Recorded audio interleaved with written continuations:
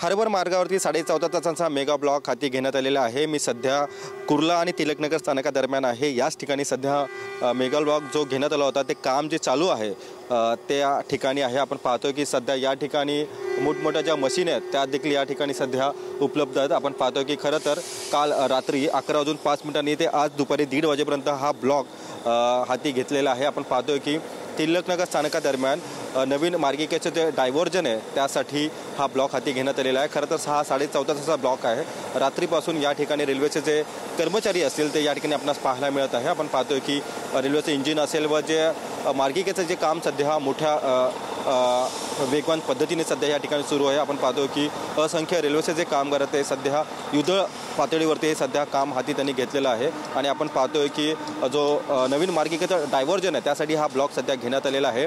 त्यामुळे सर्वसामान्य प्रवाशांना देखील आपण पाहतो की याचा फटका बसलेला आहे। आपण पाहतोय की या ठिकाणी सध्या नवीन मार्गिकेचं डायव्हर्जन टाकण्याचं देखील काम सध्या सुरू आहे।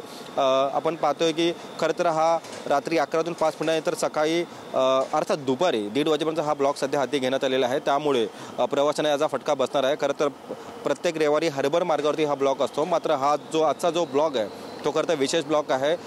तिलकनगर स्थानकादरम्यान डायव्हर्जन मार्गासाठी हा 14.5 तासांचा ब्लॉक हाती घेण्यात आलेला आहे। आता आपण पाहतो की सकाळ असले तरी देखील या ठिकाणी आता मोठ्या युद्धपातळीवरती रेल्वेचे कर्मचारी सध्या या ठिकाणी तैनात आहे आणि ते दुरुस्तीचं आणि ते नवीन डायव्हर्जनचं जे काम आहे ते हाती त्यांनी सध्या घेतलेलं आहे।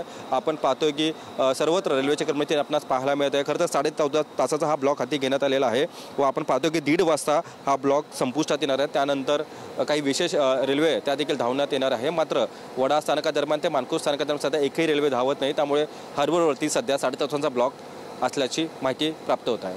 कॅमेरा पर्सन रुपेश कांबळेसह मी रवी खरात, TV9 मराठी, कुर्ला, मुंबई।